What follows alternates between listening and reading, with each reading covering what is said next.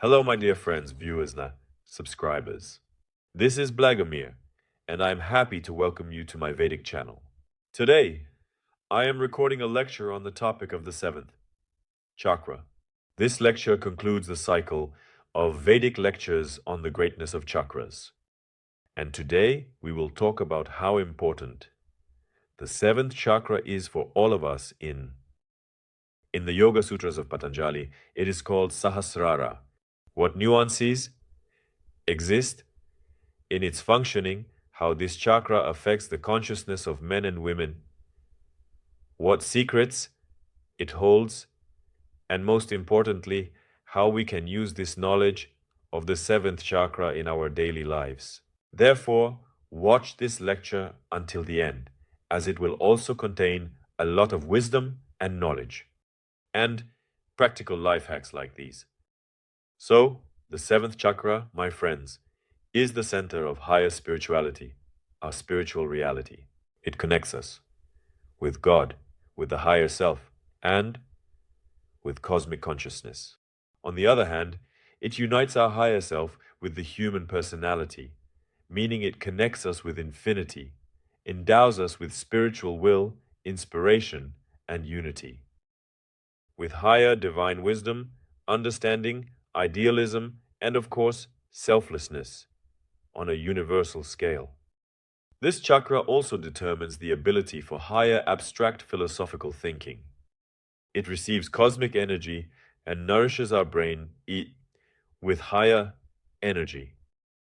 The seventh energy center allows us to realize the vast spiritual universe. I emphasize not the material universe, but the spiritual universe.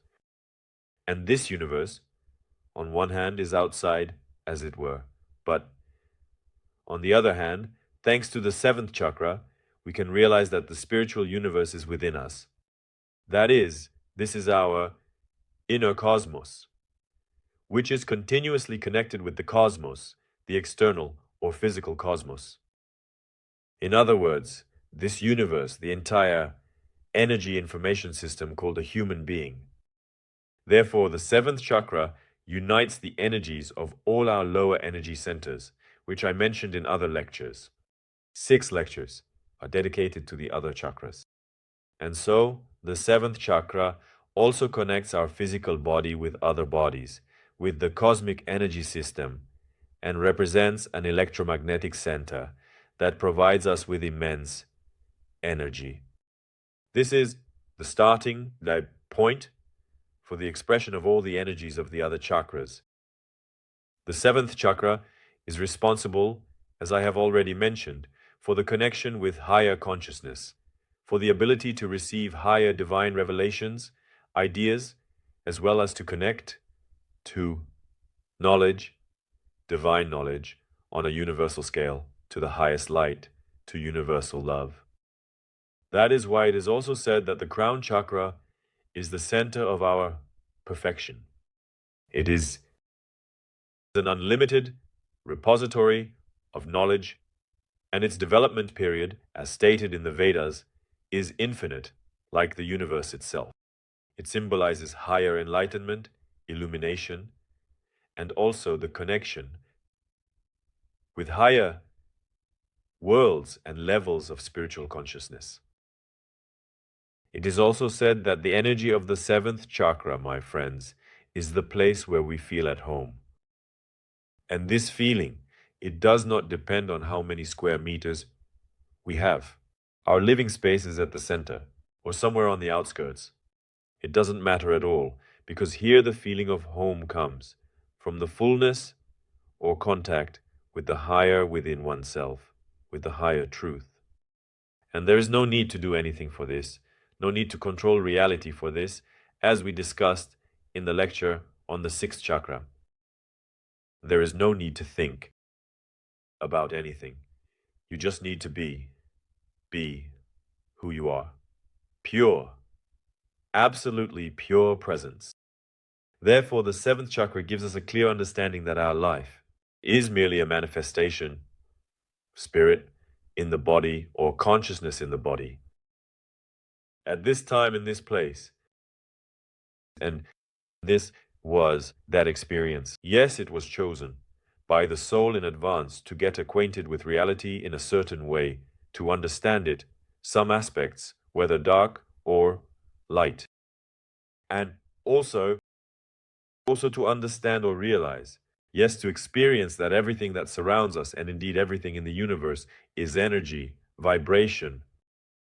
Therefore, we can connect, we can influence, we can live, yes, and comprehend any form, any separate thing, phenomenon, and so on.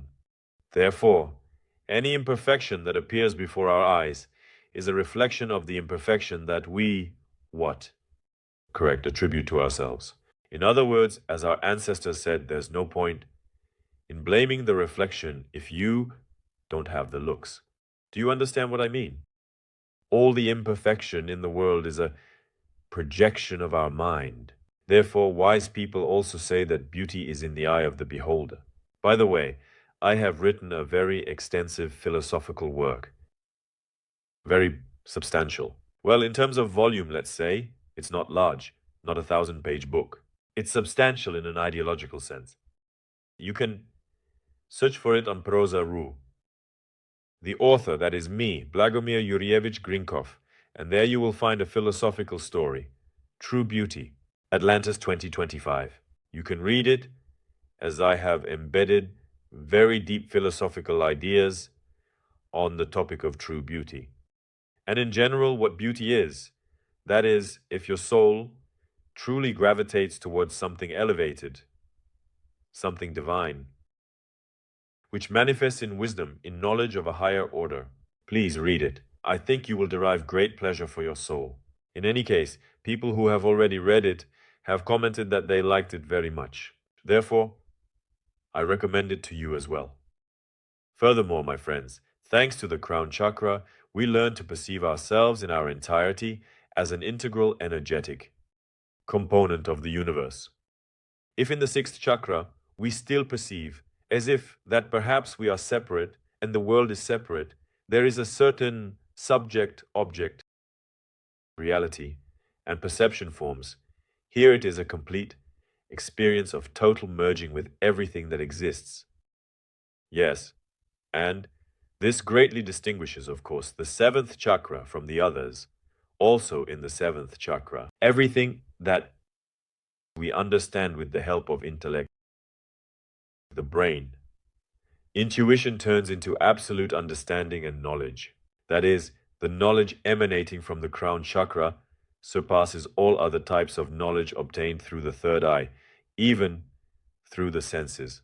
Because at the level of the seventh chakra, we are no longer separated from the object of observation. We are in unity with it.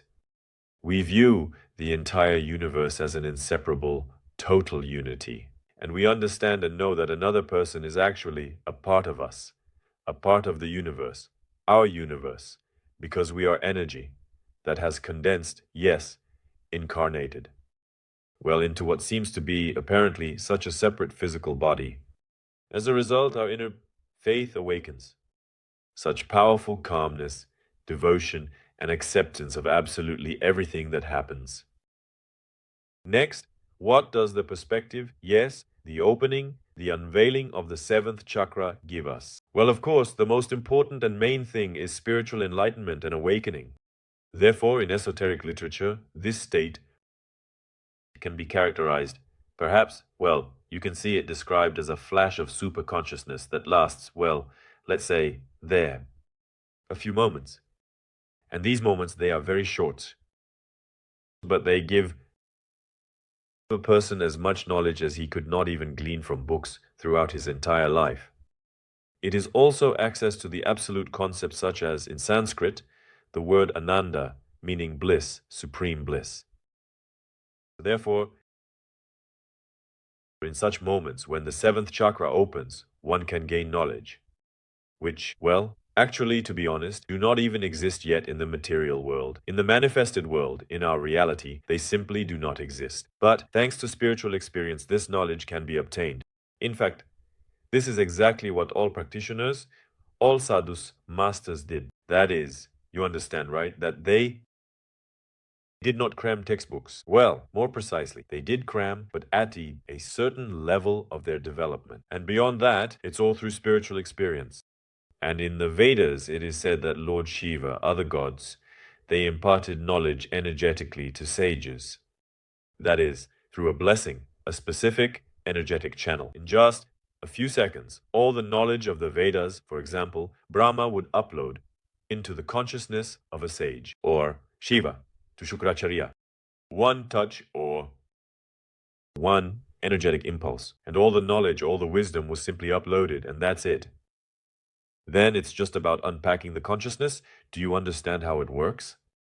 This is all about the higher chakras, and it is also believed that mastering the 7 chakras, one can overcome all the limitations of earthly karma, vayanam. So this is another such thing. Do you know the temptation to engage in spiritual practice to break free from any karmic limitations?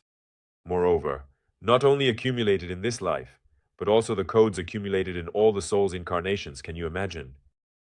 That is, by simply opening the 7th chakra, reaching this level, one can get rid of all karma, earthly karma, all the karma that has been accumulated. This is, of course, very tempting. For many in India, many devoted ascetics, sadhus, they are very focused on freeing themselves from karma, so they practice, torment themselves there, and so on, striving to awaken the 7th chakra. That is, it also means that acquiring spiritual power is possible in order to dissolve the karmic bonds of the soul that tie each of us to the unfavorable karma of past lives. And the body that is connected to the crown chakra is the karmic body.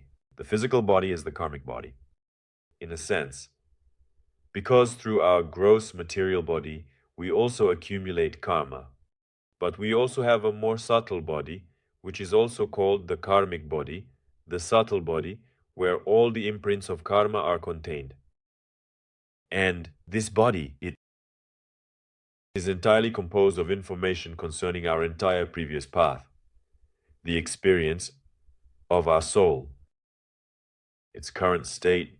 Therefore, connecting to this subtle karmic body, becoming acquainted with it, helps us understand our purpose. In this incarnation, various patterns, which have arisen based on the experiences of past lives, as well as to feel our soul. As if at present, a kind of forecast is embedded in this body, a sort of destiny forecast for our soul. So, it's also important to understand that the collective memory of humanity, the collective consciousness that comes from the past, which connects with the future through the present, are essentially certain manifestations of the karmic body.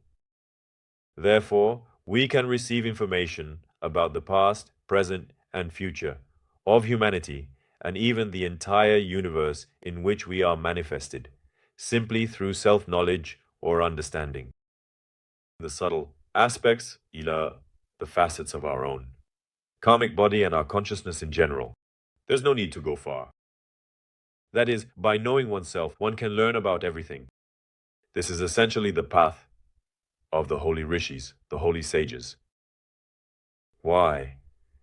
The sages said, "Why should I study a reed, observe it like Western scientists do with a microscope, fuss over it?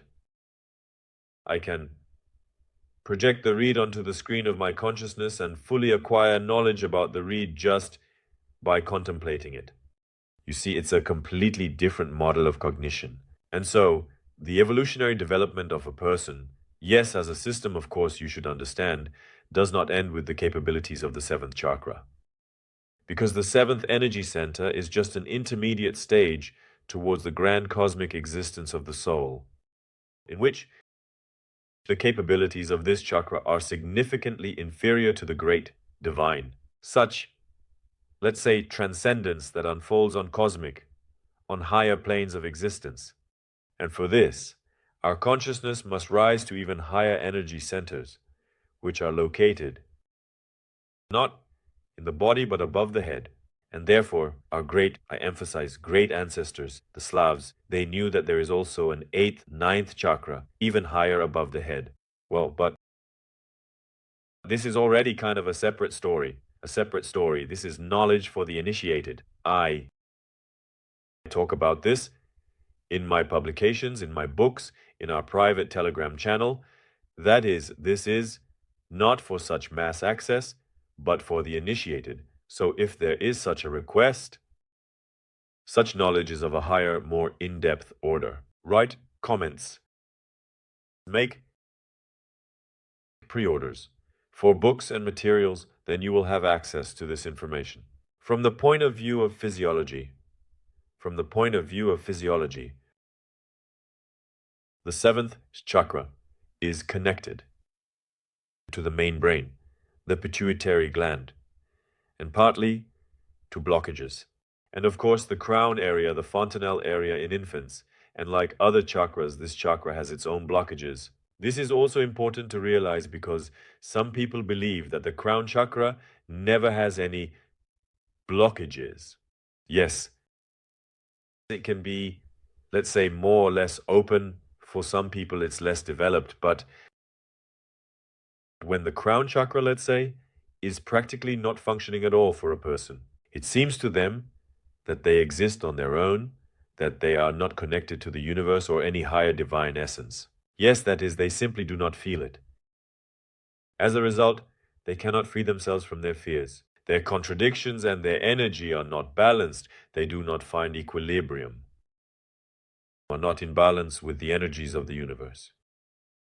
And today there was a very curious case. An acquaintance called me and said, "I'm so very anxious, I'm worried. I have an important project ahead, and I realize that I don't really understand much at all. This is a new experience for me, so what should I do? I'm anxious here, I'm anxious there." And I just gave her one practical piece of advice. I said, just pray. Just pray and give it all to God, the Almighty. Just say, "Lord, I ask you, please, I have so much here that I don't know. I'm anxious here." There then. Gather all of this and in prayer, just give it to God. And with the intention that, Almighty, I don't know, I am unaware, you know everything, you are all-knowing. Please, I give all of this to you, all my anxieties, fears, doubts. Please accept and guide me. I completely surrender to you. And it's an amazing thing. She literally called me back a couple of hours later and said, "Vladimir Yurievich, you can't imagine how much it helped me. I sincerely prayed after our conversation, and I felt so relieved. Immediately, this passed for me, the fuss, the anxiety, because for the last couple of days, I haven't even slept properly. That is, I couldn't fall asleep. I had these thoughts, this anxiety." I said, "Well, you see how the Lord loves. He accepts everything. Everything we offer him, even our worries. A negative mind, he accepts everything with love. The main thing is that we remember him." Here's an example for you. Work. Yes, not only the 7th, but also the 4th chakra. Here too, the heart is involved, devotion to God. Well, and of course the 7th. And so, when we sincerely interact in prayer with the higher, the absolute, our energy begins to harmonize. And here's a real example for you, which literally happened to me today. Furthermore, with insufficient development of the 7th chakra, we may feel that we have no purpose in life, that we are disheartened, that we are at odds with ourselves, that we have, well, sort of constant anxieties. We are full of questions. Yes, we don't know what to do at all. Certain events, the pain of the past constantly haunts us, spins around in dreams. Some shadows of the past, some evil guys come, and so on. That is a constant kind of anxious excitement and lack of balance. These are all signs that there is no contact with a higher power, meaning there is no connection with the sky. It's very sad, actually. Furthermore, if the chakra is also not sufficiently open, there may be an unfavorable attitude towards life. A person may feel burdened by life, experience difficulties in communicating with people and with animals as well. They might be It can be difficult to face certain situations, even objects. That is, they may feel, or rather they may not feel, that we are all part of a whole, that we are united. A person does not feel this. Further, the fear of death can be overwhelming, rooted in the lack of understanding of what true existence is, that we have a spiritual nature, that we actually, essentially do not die, never disappear anywhere, it's just the body. Changes and that's all. And so on. That is, all of this ultimately hinders experiencing life, as they say, to the fullest, as they say. It hinders feeling total self-confidence, the protection of a higher power. That you are under reliable guidance, that not only your earthly lineage is behind you, but also your heavenly lineage, star lineage, divine lineage, all the angels, archangels, the higher power are with you. Every moment, loves, supports, protects. Yes, that is it. It's, well, not just like on the level of thoughts. Yes, well, I believe in this, and another might say, I don't believe in this, so what are you telling me? But when the chakra is open, it arises from an inner feeling. A person knows from experience that this is truly the case. They live this way, they feel this way, and they sense it with every fiber of their soul. This cannot be faked at the level. Believe, don't believe. This is all the sixth chakra. It's the rational mind. I believe, I don't believe. I'm a sheep, I'm a donkey, I'm someone else, I'm a person, this is all the mind. When the discerning mind is engaged, yes, it's a bit different. There are more elevated, let's say, concepts. Well, and when even the mind dissolves in total presence, then you get this clear knowledge, vision, spiritual. Here, this is all the seventh chakra. And when none of this is present, when it is closed, a person may feel like a toy in the hands of life, yes. And not like a person who has consciously chosen this life and is fully the creator of this reality. And ultimately, of course, if the chakra is closed, all this affects the possibility of spiritual development. That is, as a rule, these are meager opportunities, or they are completely absent. The true potential of a person's soul is then not realized. Because without God, it is impossible to fully realize oneself, to open one's soul, heart. You see, the thing is that without God, it's all just imitation. Imitation. And so people, our civilization, is following the path of imitation in Kali Yuga. This is a big problem. Imitation. In sex, all these toys, rubber women. This is the whole story. Imitation. In robots, imitation. In everything, basically. In everything, to be honest, imitation. Imitation of love, replacing love with something else. But only when we comprehend the true connection with God, serving God, when we selflessly surrender to Him, meaning we don't make God into a genie who fulfills our wishes. It's like, okay, I'll light a candle for you, but you have to give me an apartment in Moscow. Or heal me from something or whatever else. No. Even though, in this case, God still, He kind of listens and responds. But when the soul simply, sincerely, without expecting anything, chooses the Almighty. Why? Because it says, Lord, you gave me the freedom of choice, I choose you. I can live without you, but I don't want to. My choice. To live with you, because I love you, because I can't imagine how it could be otherwise. I don't need anything at all, I just want you to be with me, and I to be with you, that's all. You see, it's a completely different state of mind. And life is completely different, as the classic said. Such a mind, such is the world. For some, it's mourning, for others, it's a feast. Therefore, everything depends on us. Moving on. Despite the fact that, in general, such cardinal blockages, as if there is nothing in the seventh chakra, there are still such states that negatively affect its function. For example, when a person is very strongly attached to the material, to the home, to work, to people, to the car, well, in general, strong attachments, yes. The inability to let go. the inability to give freedom to others to express themselves, all of this also negatively affects, is a consequence of the harmful, incorrect, improper functioning of the seventh chakra. Moving on, not believing in one's spiritual nature, not believing in one's abilities in the eternal nature of one's soul, abilities to change the world at the level of subtle states of consciousness. All these are also problems in the seventh chakra. Fear of some unearthly visions, fear of contact with a higher power. Even through dreams, this is also a problem of the seventh chakra. And when this chakra is out of order, when there is a clear dysfunction in it, a person may experience severe headaches, brain tumors, brain diseases, mental disorders, nervousness, problems with nerves, cranial nerves, and so on. That is very severe, even up to complete insanity, madness. So, on a psychological level, this can manifest as a lack of inner strength and excessive pride, excessive arrogance, enormous pride. Someone says, I am higher, the highest degree.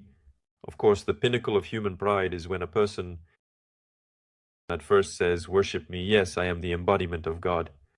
And then he says, yes, I'm actually greater than God, I am even more powerful.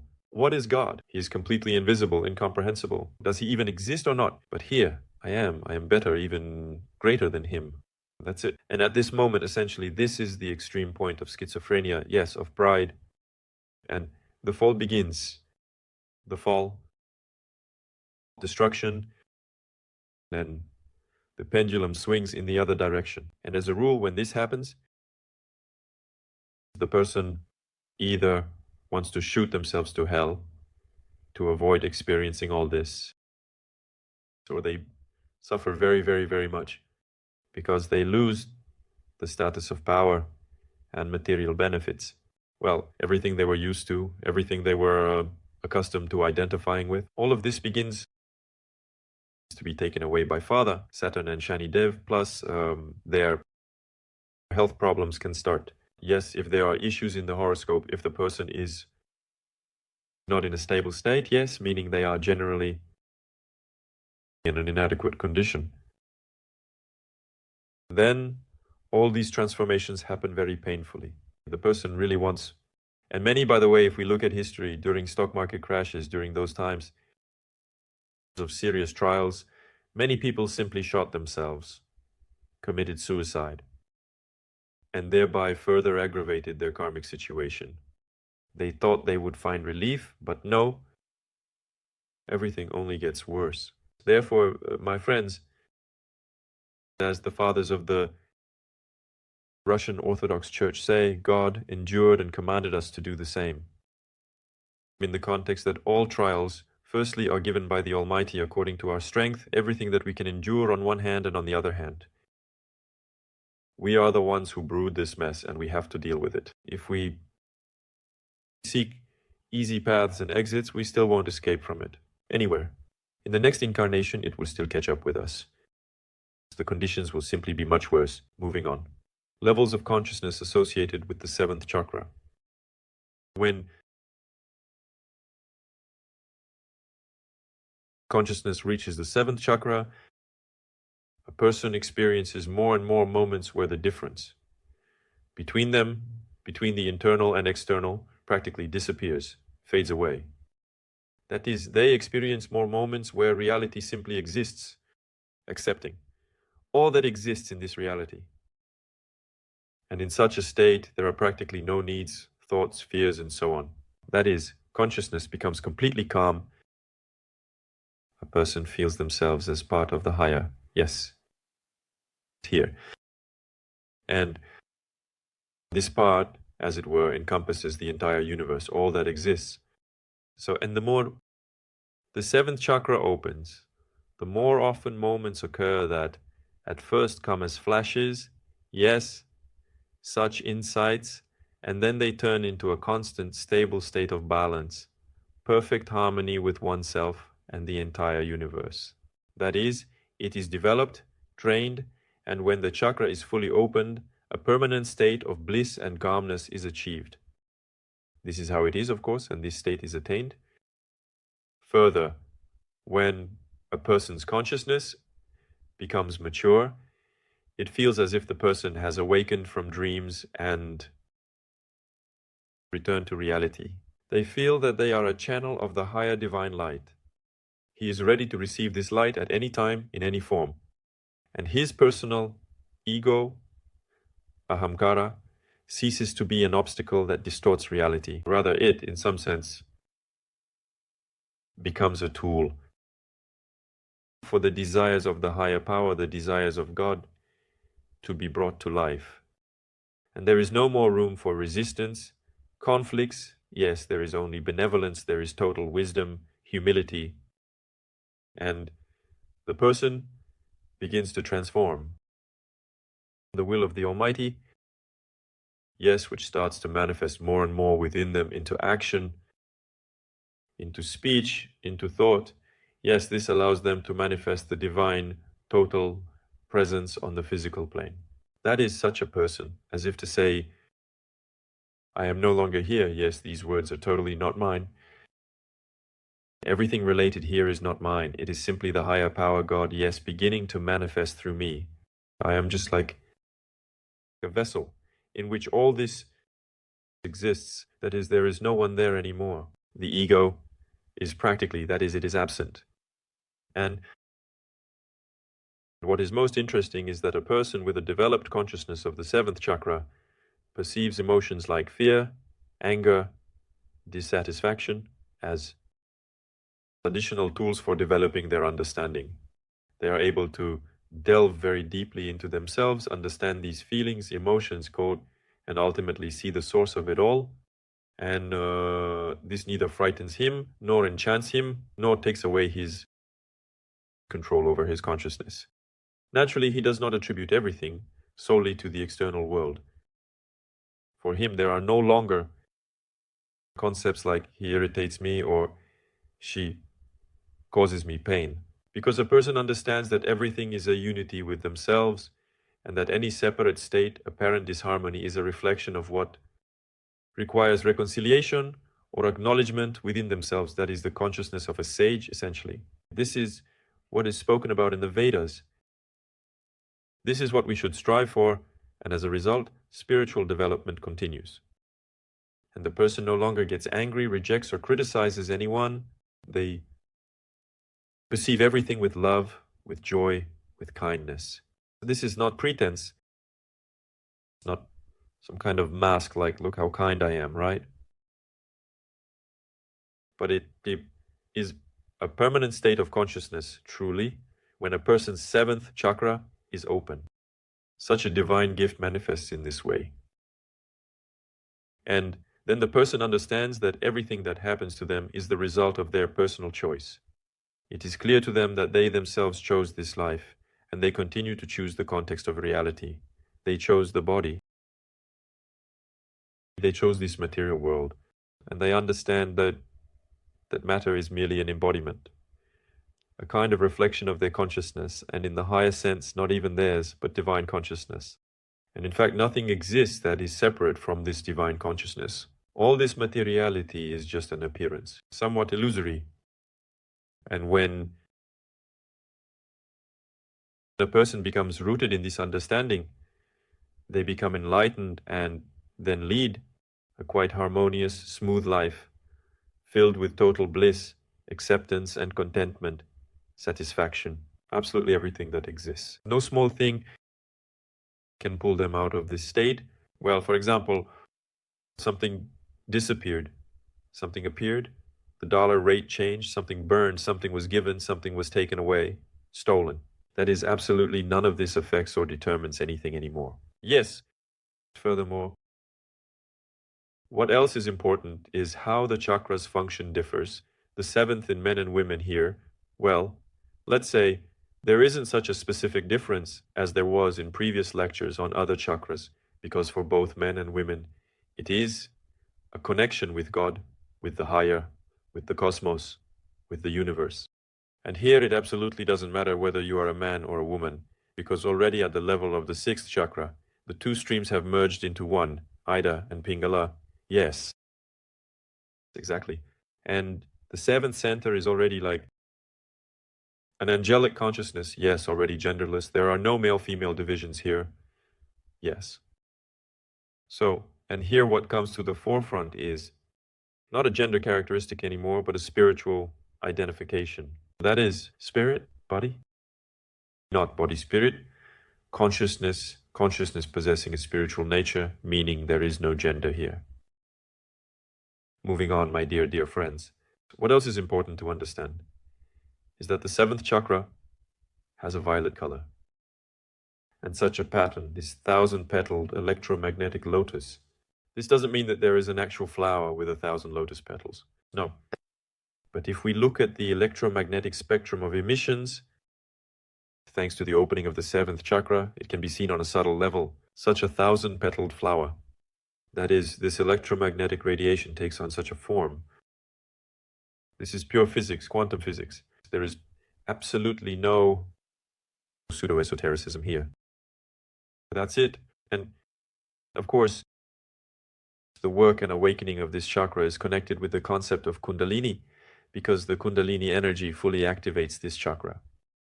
And essentially, it also activates the scenario or the highest experience, yes, of evolution, spiritual evolution in a person. That's it. That is a non-dual experience, a state beyond the mind, yes, beyond reason. Therefore, in many Vedic sources, the seventh chakra is considered not as a separate chakra, but essentially as the simultaneous, coordinated, harmonious work of all other chakras. And when all the chakras work in balance, then the seventh chakra manifests. That is, it represents a kind of column, a pillar of light, a sort of crown. So, and of course, what is important here, that when this chakra awakens, there are certain signs. A person can decrease or increase the size of their body, decrease or increase their body weight, go wherever they wish, fulfill any of their desires, create anything they want in the material world, control anything. Let's even say, create multiple avatars. Yes, well, for example, many legends in India say that, well, some saint, he was seen, for instance, in several places at the same time. That is, he was at some festival and at some wedding there, at some birthday and in some temple. And also, well, that is, how is it possible? Five, as if, yes, doppelgangers were seen simultaneously in different places. Well, how is that? Well, these are all such phenomena. Yes, all this is the work of the superconsciousness. Indeed, such saintly masters can create such avatars, phantoms, split and travel through time and space. Yes, that is, for such a person, nothing is impossible. He doesn't need an airplane to get to the other side of the earth and so on. He can absolutely not at all do anything. He can travel with his phantom on the subtle plane, yes. Travel on the astral plane, in the astral world travel, yes. Well, if there is a task, such a master can come to his student from 15,000 kilometers away, 40,000 kilometers, yes, and bless him, communicate with him, and so on. Pass on some knowledge. He can read information from anywhere, so it's a completely different level, completely different. A different access code to the matrix and the ability to manage it. Further, of course, if we are talking about the seventh chakra, it is also important to understand which asanas are needed to activate it, to become aware of it, to initiate it, and so on, to improve the flow of energy here. And these asanas, Mushasana practices, for activating the seventh chakra, this is also such confidential information. For advanced practitioners of a deep level, it is also provided in our private club, in the Vedic Club. The link to it is available in the Telegram channel, Wisdom Ved. and perhaps it will also be given to you in books. But for now, the question is open, because there are many other projects at the moment. Next, by the way, here's one of the projects. We are currently finishing up work on a large book, Sacred Numerology. That is, it's about 700 pages. This is a systematic, powerful knowledge where I have combined all modern numerological traditions with a focus on Vedic numerology, connections with Vedic astrology, Jyotish, and this is the BHRI Gunadi school and Sankhya Shastra plus my own authored parables, and overall the book is written in a very narrative style. This is truly systematic knowledge that should be in every library. It's the science of numbers, the science of the interconnection of numbers with planets and so on, with metals, so it's truly a real masterpiece. It turned out. This is what both the editors and everyone who has already familiarized themselves with this work have said. So right now, in about 3 weeks, the book layout will probably be completed.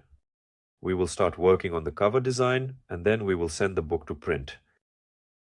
So, right now we are opening, yes, registration, pre-registration for this book. You will have the opportunity to receive, first of all, this book when it is released with my autograph. This will be the first edition, and it will be a very, well, let's say, important event.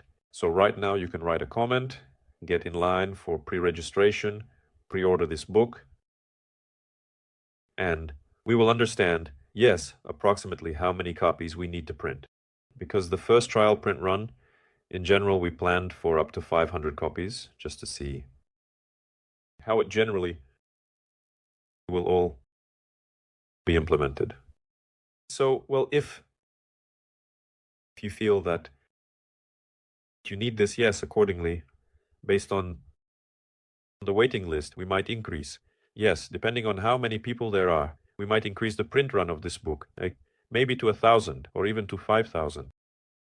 Well, again, it all depends on you, yes, because books are written for people. All this knowledge is passed on to you with great love. Therefore, write comments and you will be contacted. So you will have the opportunity to acquire this book. I say again, it will be something unique, yes. There is nothing like this on the market right now, such knowledge. There are no such books. That's why it will be a very unique thing. Moving on. What else is important to say about the 7th chakra? What I would like to emphasize perhaps is service, yes? Because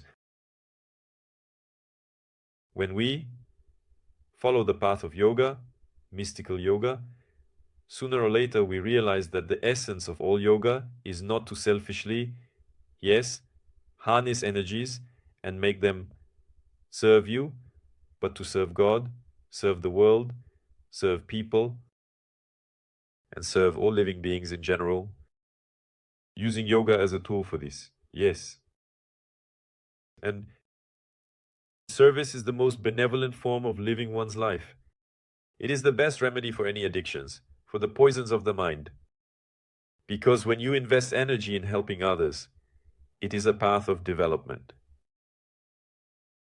And this is mentioned in the Yoga Vasista. Vasista said, quote, "The tendencies of past incarnations, past embodiments are of two kinds, pure and impure. Pure tendencies lead you to liberation from this samsara, impure ones to various misfortunes. Undoubtedly, you are not an inert mass, but possess consciousness. Nothing but yourself compels you to act. Therefore, you are free to strengthen the pure tendencies of your consciousness and not strengthen the impure ones. The impure ones should be gradually abandoned, and the mind should gradually turn away from them to avoid a strong reaction. By maintaining good tendencies through constant actions, you strengthen them. The impure ones weaken if they are not used. Soon, you will become engrossed in expressing good tendencies through pure actions. When you thus overcome the actions of vicious tendencies, then even the good tendencies must be abandoned. Only then will you feel the highest, truth in your consciousness. Very wise words. Also, Buddha Shakyamuni describes success for a yogi in such works as the Samyutta Nikaya. And it is written there that follow the middle path, apply effort to yourself, practice diligently, cleansing the chakras and consciousness, purifying the subtle body and your thoughts. Remember asceticism, karma, tapas, and reincarnation. Spread knowledge and wisdom. Be inspired by the examples of great yogis and saints, and then your life will bring benefit to all living beings. It couldn't be said any better. Therefore, my dear friends, I want to conclude this lecture by expressing gratitude to all the teachers of the past, present, and future. To bow to the wisdom and compassion of all Buddhas, all Bodhisattvas, all saints, masters, all gods, deities, and goddesses, without whom this knowledge could not have manifested, could not have appeared. At all, this service to you, there would be no channel, no texts, and so on. None of this would exist. But thanks to the support of the higher power, its guidance, leadership, all of this manifests, all of this exists, and we have what we have. Therefore, I thank the higher powers for this blessing, for this service, for the opportunity to be part of the great mission of the day. And I wish you all blessings, love, happiness, joy to your families, your children, your relatives, and loved ones. Thank you for your attention. And remember, you can find even more benefits on our Telegram channel. And the fate of all future lectures depends on your choice, on what you write in the comments. That's why participate, be active, take an active part in the fate, in the life of the channel. And further, there are plans to extend this to trips to places of power. That is, we are already conducting retreats now with the book publishing house. Further, other various activities are being launched that will bring us even closer together, unite us, and let's say, guide us on the path of spiritual knowledge, on the path of understanding divine wisdom, knowledge, and so on. With this, I conclude this message. I embrace you. And I say to you, see you soon.